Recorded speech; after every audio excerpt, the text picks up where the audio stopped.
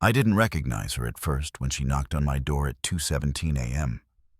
Mascara comet-trailed, hair storm-tossed, holding a paper grocery bag like the Ark of the Covenant. She said, "Please, just listen," in that whisper that used to get me to drive to Taco Bell at midnight 15 years ago. In the bag was a wilting bouquet, an apology card, and a half-melted pint of mint chip because somewhere in her brain, the 2009 version of me still lives on Doritos and forgiveness. The street was quiet in that way American suburbia gets after the sprinklers turn off and the coyotes clock in. A porch light 2 houses down clicked on because drama can smell like gasoline. My first instinct was not rage. It was logistics. It was the petty American math of, if I let her in, is this the scene where the neighbors post relationship stories about us on Nextdoor, or do we keep this in the family drama whisper circle? Then, like a director calling reverse, Ba Sanjay Samiram, twice, I felt the timeline flip. We weren't at the beginning. We were at the end that starts everything. I could hear my future self narrating. My wife left me for another man. Now she's begging for forgiveness.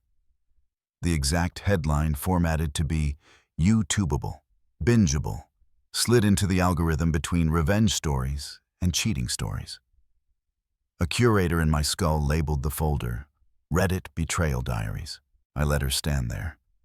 The air smelled like cut grass and apology. She started to say his name, Caleb, as if he were an allergy she'd picked up in spring and would be done sneezing by fall. I didn't step aside. I didn't invite her past the threshold. There's power in a line of blue chalk, in door frames, in the way an American house becomes a courtroom where the judge is just a guy in sweatpants with custody of the thermostat. "I need to tell you the truth," she said. I stared at the bag. The mint chip dripped through the thin paper. A green teardrop that hit my welcome mat like a slow gunshot. In some other family stories on some other block, this is where a husband refuses to sign birth certificate. A phrase I'd seen in a midnight doom scroll under cheating wife Reddit because my insomnia had joined a book club with my humiliation. In those betrayal stories, the husband is a sheriff of boundaries, and the wife arrives not with ice cream, but with a mixed baby. And the town splits into camps. That wasn't our plot. But the rumor-shaped holes were already burned into the neighborhood like crop circles. "Tell me the truth," I said, and heard it echo. Truth, truth, truth, down the hallway, through the kids' empty rooms where the posters still glowed faintly with the day's heat, and the dog snored on my side of the bed as if he could smell the custody calendar. I wanted to say the cool thing, the line from the best relationship stories, the one where the protagonist becomes a meme for self-respect. But my mouth, all American and soft, said instead, "Start at the end." She blinked. And because this is a parody, but also a conspiracy, and maybe a fantasy, she obeyed. She told me about the fight 2 nights ago, when Caleb said love is just a behavioral algorithm, and Venmo is the only sacrament that matters, and how he asked her to split the rent and the dream and the blame evenly, 50-50, while still keeping her phone face down like a museum piece. She told me about the moment she heard him flirting with his reflection. She said she saw it then. She'd been cast as the cool girl understudy in someone else's indie film, and the camera would never pan long enough to catch her tears. "I made a mistake," she said, and for a second the porch light haloed her in a way I used to call beautiful. The bag exhaled mint. The coyotes signed the soundtrack. If we had a Greek chorus, it would be the comment section. If we had a priest, it would be the algorithm. If we had prophecy, it would be the For You page sending me infidelity stories at 3 a.m., a carousel of family revenge thumbnails, a parade of titles that smelled like gasoline. Cheating wife story, wife cheating short story, cheating wife gives birth to mixed baby, Reddit betrayal, family drama stories. I'd consume them like communion wafers, tiny and a little tasteless and somehow holy. The unfortunate thing about betrayal in the era of content is that the hurt arrives with captions preloaded. You don't get to discover your metaphor. It is served to you in bold, with a stock photo of a ring on a kitchen table. Start at the end, I repeated. And that is how I heard the whole thing backward. She told me about sitting in her car outside our old house, the one we were still in, only the tents had shifted. Listening to a podcast about forgiveness being a muscle you can train the way an American trains for a marathon he will never run. She told me about the day she moved in with Caleb, how the walls of his place felt like they had opinions. And the shower had that bachelor apartment water pressure that was either interrogation or drizzle. She told me she missed the way our dishwasher sighed after the last cycle. She told me she missed the kids' eye rolls because, say what you want, an eye roll is proof that someone is taking attendance. You should know the earlier segments of this saga, the ones that get buried and then excavated when you need them to make sense. We were the Friday night enchiladas family. We had the Whole Foods cart with the reusable bags family. We had the text your partner a photo of the avocado to confirm ripeness family. Then came the distance, which seems like a character, but is actually a stagehand who keeps moving the props 2 inches to the left so you trip. The distance arrived with longer showers and longer gym sessions and those backward hugs you give when you're already leaving the room. It brought jokes that felt like scouting reports and compliments that landed like press releases. The distance is so American that it wears a varsity jacket and says, "We're good," through perfect teeth. And then one day, she said Caleb in the kitchen, like the name had always been there, like the spice rack had always had a jar labeled "Destroy Your Life." I know I'm supposed to be the hero of my own revenge stories, but the truth is, I'm also the prop master, the best boy grip, the craft services guy who lays out grapes and pretzels for the argument we kept rescheduling. When she left, the house didn't collapse. It became a museum wing no one visited. I learned to cook silence 20 ways. I became the dad who mastered the school drop-off choreography, the lunchbox jokes, the pajama day reminder texts, the exact right tone in parent-teacher conferences. The kids, America's truest jury, did not deliberate. They adjusted. They made playlists called Healing LOL and Rage But for Homework. And the dog joined me on the couch with the loyalty of a Secret Service agent whose only protocol is naps. So when she asked me at 2:19 a.m., "Can I come in?" the universe paused the tape. You might think I reached for scripture or therapy tools or one of those TikToks about boundaries that feature pastel fonts and aggressive calm. I reached for the doorknob. Which is to say, I reached for fate. Which is to say, I reached for a prop that unlocks a set in which choices pretend to be doors. Start at the end, I said again, stalling, because I knew that if she crossed the threshold, the story would switch genres. We would leave noir and enter courtroom drama and end up in a fantasy where forgiveness is a spell you cast once and everything grows back. She took a breath like a coin toss. "Caleb said he doesn't do second chances," she said. And I almost laughed, because I remembered the night he came to my backyard barbecue with craft beer like a Trojan horse and told me his favorite movie was whichever one had the best trailer. Second chances are for people who believe time is polite. We were already on our third or fourth. I could see the montage of our marriage in the reflection of her eyes. First apartment with the IKEA bookshelves that bowed at the middle like a sigh. The hospital hallway where we timed contractions with the accuracy of meteorologists. The night we fought about who forgot to move the elf on the shelf and accidentally confessed bigger things. I could see that I wasn't just mad at her. I was mad at fate for hiring her as its courier. I didn't let her in. Not yet. I told her we would not improvise, that we would do this the American way. Forms, plans, a meeting on neutral ground with coffee that tastes like obligation. I told her to go home to wherever she calls home now. The bag sagged. The mint chip made one last bid for symbolism and succeeded. She nodded in that quiet way two people nod when they both remember a small kindness and don't say it out loud because it might crack the spell. She left the bag on the mat. I watched her walk to her car, which felt like watching my own narration step off the page. When she drove away, I brought the bag inside, rinsed the mint from the mat, and sat at the kitchen table. I didn't cry. I did what the ruined do in 2025. I opened my phone and typed, "My wife left me for another man, and now she wants forgiveness." Because somewhere between humiliation and humor, there is a hinge.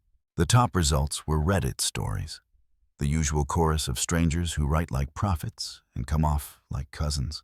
I read until sunrise, following breadcrumb titles through a forest of betrayal stories, until I found one that started as parody and ended as gospel. Forgiveness isn't the prize. Self-respect is the plot. I copied it to my notes app like a prayer. 2 days earlier, because the story runs backward when you decide it does, I was at a Costco staring at a pallet of paper towels as if it contained prophecy. An American aisle is a cathedral if you let it be. High ceilings, fluorescent absolution, the congregational hum of carts. I had come for detergent and change. I found only detergent. A text arrived from a number I had not labeled because dignity sometimes forgets to organize its contacts. It was her. "Can we talk?" It's a phrase that should come with a Surgeon General's warning.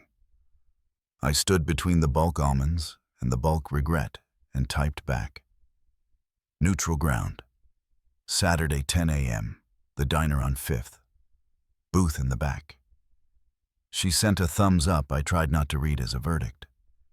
A teenager in a varsity jacket asked his mom if putting ranch on pizza was a red flag in a relationship, and I felt the universe nod to me like, yes, this is a family drama, but the extras still have lines. At the diner, America performed itself so hard it became honest. The coffee refilled itself. The waitress called everyone Han, with a tenderness that felt like a policy. And the pancakes arrived in stacks that suggested abundance is immoral. She slid into the booth across from me in a denim jacket that could do 100 push-ups in a row. For a second, I saw the girl I'd met years ago at a house party, where a dog wore a tuxedo and the host said, "No shoes inside," like a commandment. For a second, I was 22, and she laughed like a door opening. Then I was 40, and she cleared her throat like a door closing. "I was wrong," she said, and I heard the jukebox choose a sad country song without asking permission. You expect wrong to show up with sunglasses and a lawyer. Sometimes it just shows up in a denim jacket with a slight tremor. I'd planned to be cool, to deliver my practiced monologue about boundaries and trust like an actor who finally got a scene after being known as guy number 4 for 6 seasons. Instead, I asked about the kids. Parenting has a way of interrupting revenge. She said they seemed okay, which is how adults say, they're learning to carry water in paper bags. We did logistics until the coffee turned honest. Birthdays, school projects, who would buy the poster board for the volcano that erupts with baking soda like a foreshadow. Then she told me about Caleb without the romance lighting. "He doesn't laugh at my jokes," she said. "He only laughs at his own." It was such a small sentence, such a tiny crack. And yet there's the whole fault line. If someone doesn't laugh at your jokes, they won't hold your grief right either. She said he didn't like the way she loaded the dishwasher and wanted to do holidays in resorts that feel like airports. She said he asked, gently, if she could tighten up her social media because her posts were too earnest for a personal brand. She said he wanted to be the main character on platforms that deny their stages. I thought of all the infidelity stories that sell the fantasy of escape like an upgraded seat. They never show the gate changes. I asked her the why that always arrives late. She said, I wanted to feel like a plot twist. And for the first time, I wasn't angry. I was bilingual. I knew that language. We all want to be a plot twist. Sometimes we burn down the set to hear the gasp. She looked at the sugar packets like they held omens. "I hurt you," she said. "I left our family." I told myself it was self-love, but it was self-audience. The waitress put down more coffee like a gavel. We sat with it. The conspiracy part of this story is that everyone knew before I did. Not the cheating. The romance has 1,000 alibis and 1,000 perfect fonts. But the regret. The neighbor who saw her in the driveway 2 nights ago practicing the apology on the steering wheel. The barista who noticed her card was declined and saw her eyes wet not with money, but with the realization that the safety net has to be woven before you jump. The kids who, in a group chat I am not allowed to see, made a spreadsheet of boundaries titled Rules for a Peace Treaty. My sister, who texted me the one thing Americans only text to siblings: "Don't be stupid." At the booth, I felt like a man presiding over a city council meeting where the city is my heart and the council is well-meaning strangers who already voted. She asked for forgiveness, like someone knocking on a door she used to own. Not entitled, just familiar. She did not say, "Take me back." She said, "Can we repair?" It's different. Repair is not reversal. Repair is a visible scar. I told her the truth. I'd been to therapy. I'd journaled until the pages felt like a courtroom transcript. I'd run laps around the same lake where our son learned to ride a bike, and I'd had an exorcism of expectations by a flock of geese. I'd read 100 Reddit stories about family revenge and betrayal stories until they tasted like gum chewed too long. I'd watched a husband refuses to sign birth certificate video and a cheating wife story where the narrator kept saying y'all. And it made me want to move to Texas for the moral clarity. None of it told me what to do with the person in front of me holding a coffee cup like it could keep her afloat. That's the fantasy part. The idea that there is a right answer. The reality is a set of wrong answers dressed for church. "I can't promise anything," I said. "I can't even promise I won't promise something I can't keep." She nodded with the dignity that arrives after losing the thing you thought would do security's job. We made a plan like bureaucrats of feeling. Co-parenting calendar, boundaries on texts, a rule about how to tell the kids together that their parents are not broken but are being rearranged. We decided on a mediator, an adult referee for adults who forgot the rules when the game changed. We decided no more surprise visits, no more porch confessions at 2:17 a.m., no more melted mint chip on my mat like a fresco. I paid. She tried to split it. I let her. Not because of principle, but because the diner is Switzerland. On my way out, I saw a man at the counter reading a tabloid with a headline about a celebrity's cheating wife gives birth to mixed baby. And I felt the cheapness of the trope scrape my ribs. Stories are currency. People are not. I wanted to hug my kids and tell them a new bedtime story where the monster is a mood and you can be brave without winning. I wanted to call my mother and not explain anything and still be understood. I wanted to be the hero. I settled for being present. It's less cinematic. It's more American than we admit. Back in the parking lot, I sat in the car with the engine off and the radio on that liminal volume where the DJ is a ghost. I thought about the earliest days with her when we were poor and happy, and thought those were synonyms. I remembered the day she called me at work to tell me the second line on the pregnancy test was faint but determined, and how I ran 3 red lights and swore to any God willing to listen that I would be better than my father. You don't get to return to origin, but sometimes you get to visit it like a museum and buy a postcard. I texted her, "Thanks for meeting. Next steps as discussed." Corporate, because corporate language calms the waves. She texted a checkmark. Efficient grief is still grief. That night, I dreamed I was in a courtroom where the judge was a chandelier.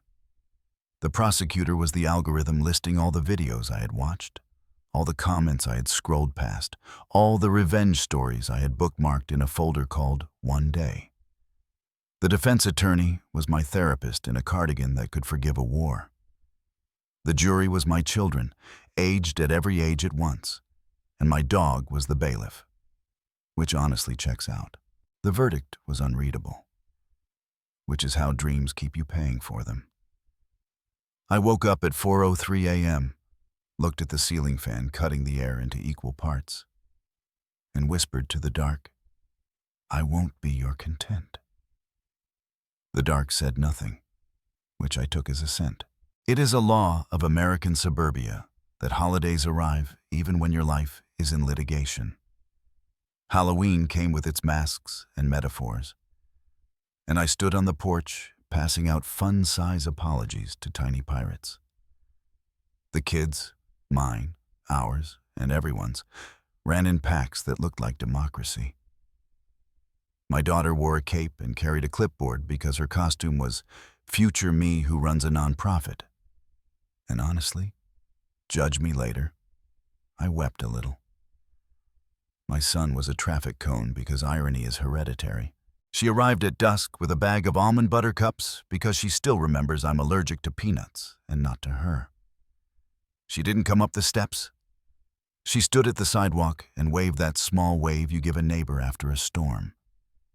It felt like co-parenting cosplay, but it also felt like decency. The dog, a populist, wagged like none of us had ever betrayed anyone. This is where the tuyet amu part, the conspiracy theory, slips in. A friend of a friend swore Caleb had a secret second girlfriend. Another claimed he'd been fired for embezzling vibes. Someone said they saw him at the gym using 2 treadmills at once because narcissism has cardio. I collected these rumors like seashells. Pretty, sharp, empty. I didn't need him to be a villain. The story already had enough villains wearing my reflection. I needed him to be irrelevant. That's a different hunger. When my mind tried to build an effigy of the other man, I fed it practical errands, schedule the parent-teacher conference, buy new running shoes, watch a YouTube on how to reseal a driveway, because the American dream is 90% maintenance.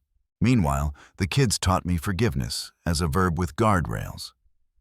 They corrected me when I said, "your mom," with a flinch in it. They told me the house felt lighter when I didn't narrate my pain out loud like a news ticker. They asked me to please stop reading cheating wife Reddit at the dinner table because it's giving main character energy, Dad. I signed up for a men's group that sounded like a cult and turned out to be a weekly circle where grown men learned to say, "that hurt," without inventing a war. We talked about betrayal stories and the ancient ache of wanting a witness. We didn't solve anything. We made eye contact like it pays. A month after the diner, I got a letter in the mail. Not email. Paper. Her handwriting. It was an apology without choreography. No defense, no footnotes, no brand. She wrote about us like a historian of small things. The first plant we kept alive. The concert we left early because the singer seemed sad. The way I always put the toilet paper roll in the over position because some revolutions are nonviolent. She wrote about Caleb without insult. She said he was a lesson. She said lessons are not lifelong. She said she would respect any decision I made. The phrase "any decision" is a trap most days. That day, it was a key. I put the letter in a drawer where I keep warranties and the extra keys to old apartments because some proofs need company. We tried a Saturday where we were both at the kids' soccer game. The bleachers are where America litigates its soul. Parents perform sportsmanship like it's an elective. I sat 3 seats away from her because etiquette is a ruler you use on the heart. We cheered at the same goals and didn't touch and laughed once at the same weird ref call. Because even in ruins, there are reruns of our best jokes. A dad next to me talked about his wife as if she were a checkbox. and I felt a secret pity I didn't know what to do with. I realized then that forgiveness is not a door you open for the offender. It's a window you open for yourself so your own air doesn't go stale. That afternoon, the kids asked if we could all, dangerous pronoun, go for burgers. I wanted to say no. I said yes, because courage sometimes looks like a booth. We sat under a TV playing a football game where the players seemed to be auditioning for new physics. She ordered what she always orders, and then changed her mind, and then apologized to the waiter in a way that reminded me we used to be kind to strangers together. Our son told a joke that wasn't funny and waited with perfect hope. We laughed like a bank robbery, guilty and relieved. When the check came, we split it again, not as symbolism, but as budgeting. On the drive home, my daughter said, "Whatever you do, do it all the way." The back seat is a place where oracles ride. I kept waiting for a cinematic signal. I wanted lightning to spell out "forgive" over the cul-de-sac. I wanted a fortune cookie with enforceable instructions. Instead, I got a calendar invitation from the mediator and a recommendation for a podcast about repair attempts that made me want to throw my phone into the ocean and then apologize to the ocean. At the first mediation session, the office had a ficus that looked like it had seen some things. The mediator spoke gently, like a librarian in a thunderstorm. We laid out hurts like maps. She cried. I cried.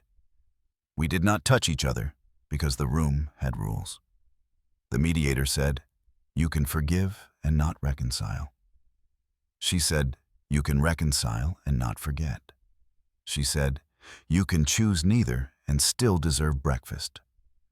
I wrote that last sentence down like it was a cheat code. The fantasy, my favorite one, was the timeline where we lay in bed years from now and laugh about the Caleb interlude like a stupid haircut that photos forgive. The parody, my most honest one, was the timeline where I upload a 10-part series to Reddit Betrayal, and the comments call me king for not taking her back, and then I turn off the app and make a sad sandwich. The real one was this. I bought a new lamp. It lit the living room differently. Small things, small light. I started sleeping better on Tuesdays. I learned how to fix the leaky faucet without cursing. I read a book where a poet said, "The wound is where the light enters," which is corny but also an engineering marvel. Then came the neighborhood rumor I didn't ask for. I heard she might be pregnant.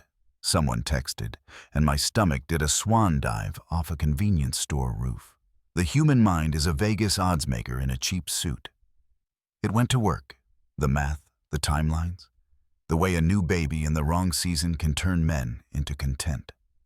I remembered those thumbnails about husbands refusing to sign birth certificates and 1,000 strangers playing judge in the comments, some kind, some hungry. I sat in my car and breathed like a person who had once taken a yoga class. I did not text her. I waited. 2 days later, she texted me first. Not pregnant, not rumor-proof, but not pregnant. I exhaled so hard an old flyer on my passenger seat fluttered. The dog, in the rearview mirror, raised an eyebrow like an IRS agent. That night she sent a second text. "I'm leaving him." I typed, "Because you want me back?" She wrote, "Because I want me back." I believed her more than I wanted to. The next morning, I walked around the block with my coffee like a widower and a tourist. The sun did its thing, showing up with no arc, no redemption arc, just light. For the first time since the porch, I let myself imagine a future where we never reconcile, and it isn't a failure, it's a genre. Americans love a comeback. We forget that some endings are quiet victories. The day I decided, nobody noticed.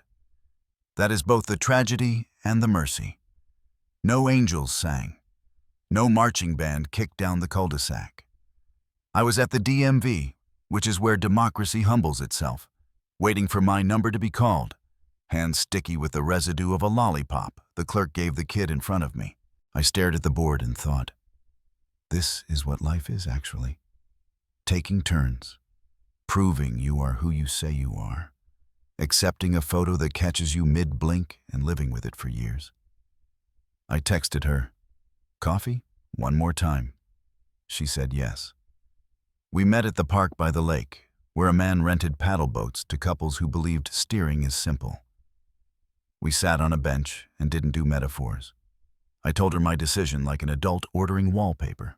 I said, "I forgive you, and we're not getting back together." I said, "We will be the best co-parents on this street." I said, "I don't want to be your content or my own martyr." I said, "You are not my villain. You're just the person whose choices I survived." She closed her eyes and nodded the nod of women who have reassembled themselves in public restrooms. She didn't argue. She didn't bargain. She said, "Thank you." Then she said the thing that landed like a blessing and a joke. "You were always better at endings." We cried in that neat way adults cry when they are saving water. A kid rode by on a scooter wearing a dinosaur helmet and yelled, "Watch me," which is the whole species in 2 words. We watched him. He was fine. We told the kids together at the kitchen table. No courtroom. Just cereal bowls and a marker board where I drew a calendar with arrows like a football coach explaining a play. We said the words, "We love you," in a chorus that felt like the original language. We said the words, "We are not getting back together," in a sentence that did not break the room. My daughter asked if we could still all go to the same Thanksgiving even if we sat at different ends, and I said yes, because peace is a potluck. My son asked if he could still make fun of both of us equally, and she said yes, because equality is comedy's spine.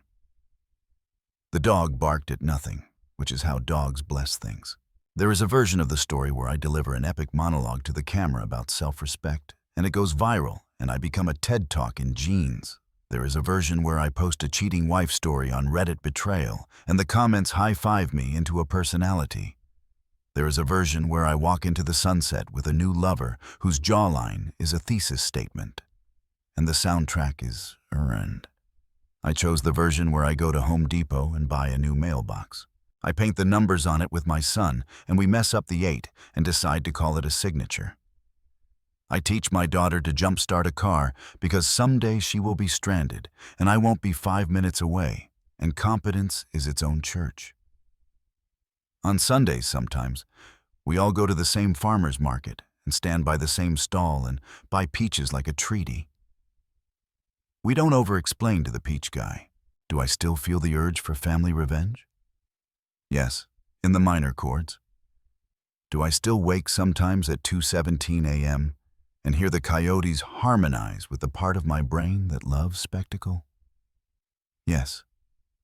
Do I sometimes, in a weak minute, type cheating stories into the search bar like a man casing his own house? Yes. But I also wake at 6:30 to the smell of pancakes I made on purpose and the sound of my kids arguing about nothing in a way that means everything. I also take the dog to the park, where he has a nemesis named Carl, a chihuahua who believes in reincarnation and debt. I also text her funny videos of the kids, and she texts back LOL in the exact cadence of a truce. Our mediator fired us for being boring, which is the closest thing to sainthood the suburbs offer.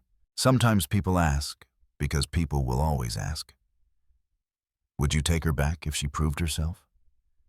They want a sequel pitched in the lobby. I say, we already wrote the sequel. It's called We're Okay. It doesn't test well because there's no villain, and the third act is a bake sale. But it's ours. In the catalog of family stories, it will sit next to the loud ones like a quiet relative with good posture. When I pass the porch at night, I still see the ghost of that mint green drip on the welcome mat. But now it looks less like an omen and more like a paint test. Beneath it is a house that still stands. Inside it is a man who learned that forgiveness is a home improvement project you do from the inside out, and it never trends. If you need a tag for the algorithm, here. This is a cheating wife short story that refused to be short. A relationship story that grew a spine, an infidelity story that didn't ask permission to be tender. It's also a manifesto in lowercase. Forgiveness without reunion, dignity without spectacle. The credits roll bruise-colored and soft. No stingers. No last-minute twist where Caleb rides back in on a Peloton. Just me, the kids, the dog, the new mailbox, and a kitchen table where the marker board still holds a ghost of last week's plan. We live there, in the ghost of a plan that keeps becoming real. And if some night I scroll past another husband refuses to sign birth certificate saga, or a cheating wife gives birth to mixed baby thumbnail, I will nod to the theater of it and keep walking. Not because I am above it, because I am beside it. Busy, because I am writing my own small Reddit Betrayal Diaries entry titled, "Chose Peace, Boring, 5 stars."